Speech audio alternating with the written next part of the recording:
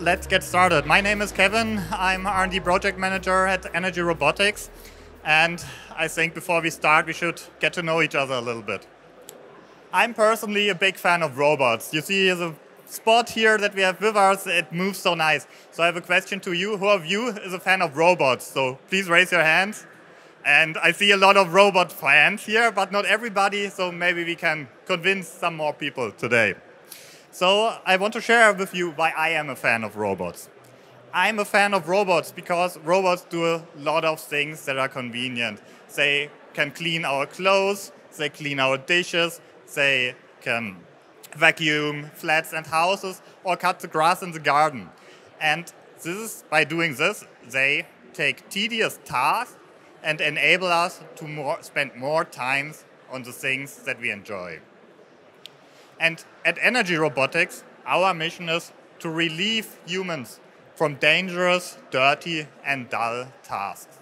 And in order to do that, we developed a software platform that enables mixed fleets of drones and robots to perform autonomous inspection missions and thereby enable our customers to get more information about their sites. And this is something that we do successfully, for example, in oil and gas, in chemicals, power and utilities, or security and surveillance. Next question. Who of you still has to work more than 20 years until retirement? So we are in the same boat. The Western world is retiring on the one side, the boomers are going into retirement and leaving a large gap. Alone in Germany, until the year 2035, we will have 7 million workers less in the workforce. For every 2 persons retiring, only 1 new person is joining the workforce. And on the other hand, we have a lot of challenges.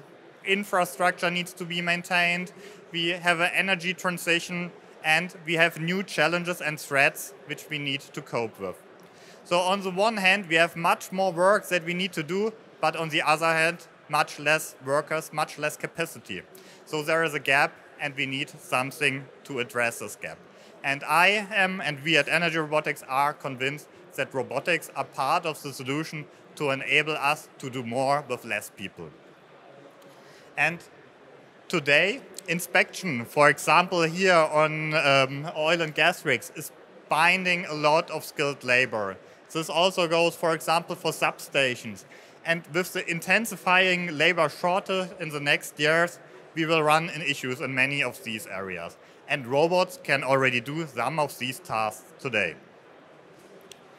At Energy Robotics, we develop a software platform to enable these robots to perform autonomous missions. Here we see some of the platforms that we are offering, and these robots perform autonomously with potentially human supervision if needed. And here you see a mission planning. A person is clicking on different points of interest, as we call them, for example, manometers, machines that should be inspected, and then the robot can autonomously perform this mission. And the goal here is to make this as easy as possible, to make the entry barrier as low as possible. So the robot is performing the missions. If necessary, you can ask questions in the chat, and afterwards you get the information about it. And here we have our AI analytics that uses the sensor data to analyze images, gas measurements, thermal images, to reason about the information that the robot gathered. So not only that it gathers the image, but provides the information, what is the information in this image. And this is something we are already doing every day. We are founded 2019 in Darmstadt with people spread pretty much all over Europe. Currently 66 dedicated roboticists, and we have robots deployed on 4 continents. We have so far executed more than 200,000 hours of missions and covered during that 20,000 kilometers. Our solution consists of mainly 3 parts. One is what we call the Energy Robotics robot brain. And this is the edge software that runs directly on the robot and enables the robot to perform local navigation and data capturing. So this goes from processing the sensor data directly on the robot to sending the control commands on the robot. This is then tightly coupled to the cloud brain. While we do some of the AI inspections, a lot of the processing then goes for us into the cloud, where the robot sends the data to the cloud, further processing is taken part. Mission planning usually happens in the cloud, and the user interface for controlling the robot is also available through the cloud, so a robot can be controlled from all over the world. In order to get the information out of the data, we have our AI analytics, and they offer the end-to-end digitalization. So from the raw image that is captured by the robot to the value that a manometer is showing, to the detection of a potential spill of some liquid, to the detection of the anomaly in the sound that a machine is making. And something that is crucial, we are creating the software to do that. So we are cooperating with different robotic manufacturers that provide robots, and we already have the leading software for robots in oil, gas, and chemical industry. And here you see examples for some of the robots in these environments.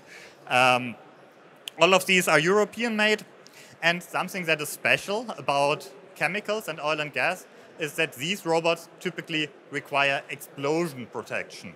So if there's, for example, a gas leak, then the robot needs to be certified, what's called ATEX, that it does not bring this environment to explosion. And these manufacturers have the certification and the systems that guarantee that.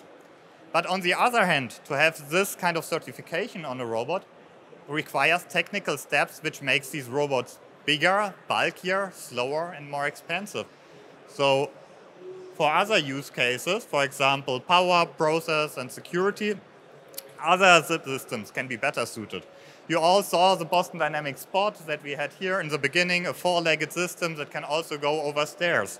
We have wheeled platforms. Of course, having a wheel is usually cheaper than having a leg.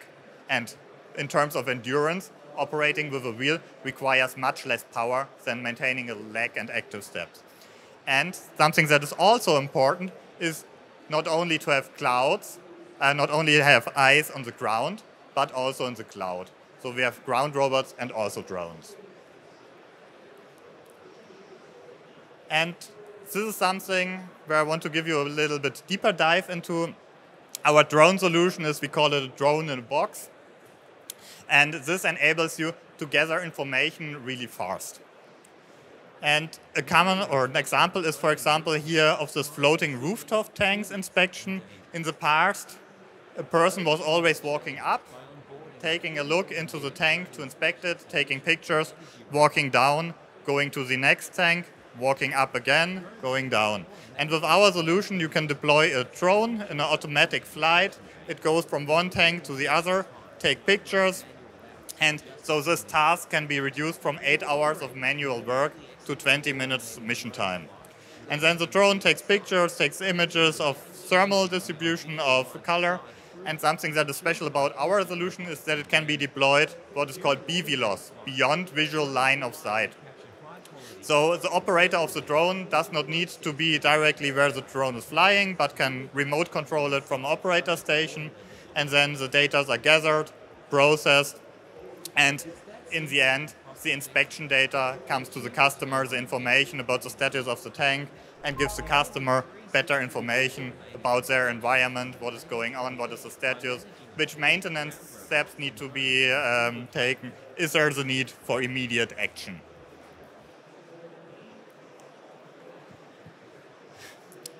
For us, the robots are crucial to gather the data.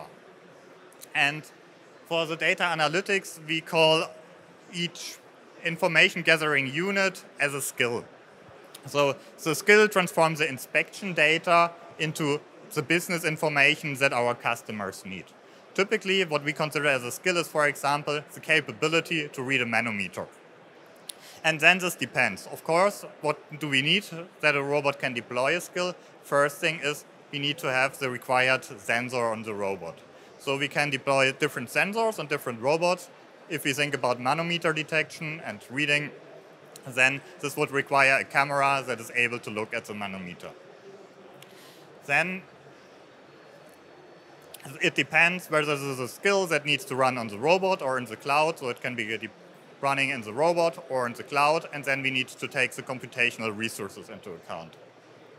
And also, customers are often very concerned about data protection, and this also needs to be taken into account for training these examples, so our customers can also directly interact.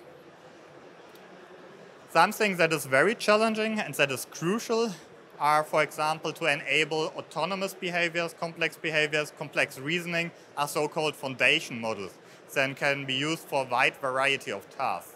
And there are many open source foundation models available, but a key challenge is that they are often not trained on industrial data. So we often have here a foundation model for industry data where we trained with a lot of the information that we gathered and thereby can generate high quality information.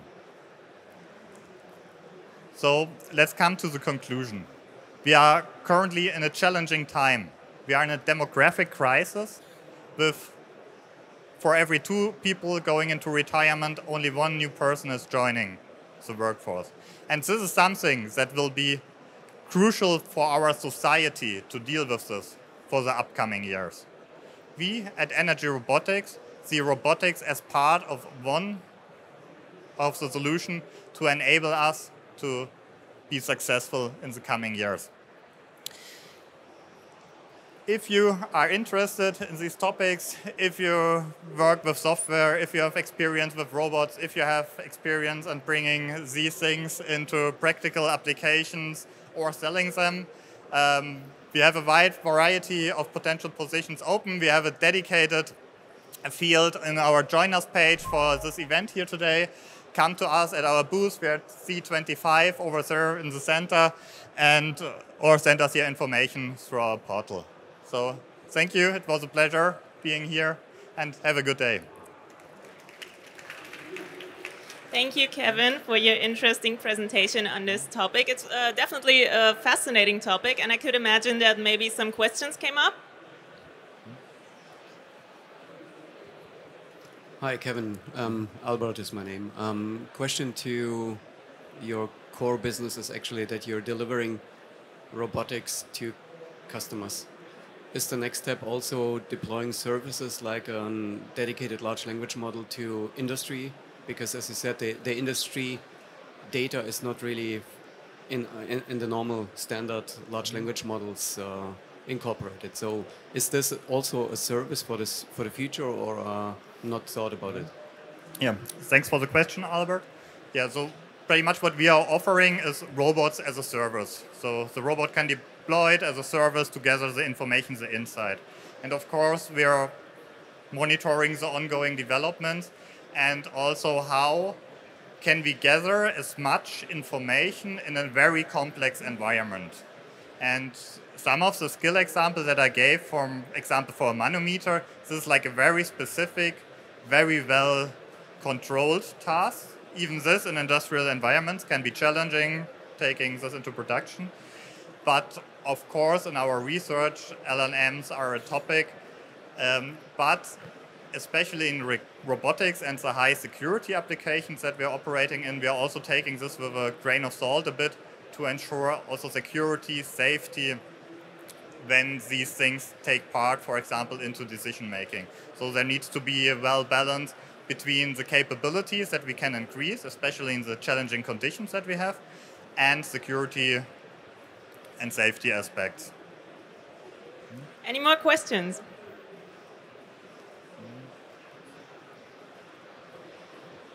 Hi. So the hardware is coming from other manufacturers. How is the maintenance and repairs of the hardware handled? Yeah, that depends a bit on the customer and the hardware supplier. We have, for example, some companies that we cooperate with where the hardware supplier does the maintenance. For other robots, we have companies that are dedicated in selling these robots and doing the maintenance. So it depends a bit on the robot and the customer. Any more questions? Okay, if not, maybe I have a question. Is there like, do you have like a favorite robot or maybe a use case you're especially proud of? Maybe something like that, because you're developing a lot of robots, and maybe there's one where you say, "Wow, that's especially fascinating," and I like this system very much. I don't know. Yeah. Like in terms of motion, something that's fascinating me is always like the legged robots, and I think like the way, like as me also from my engineering mind, this is something where I'm always still impressed when I see how smooth they can move. Something as a use case that is most important for me is, for example, like gas leak detection, because this is both crucial for the environment, that we can tackle basic challenges such as climate change, reduce the emissions, but also protect the workers in the companies. And so I think this is one of the most crucial things that we do. Very interesting. So let's get another applause for Kevin. And thank you for your presentation. You can find Kevin at booth C25. 25. Yeah. So, and thank you for joining us at the AI stage. Thank you.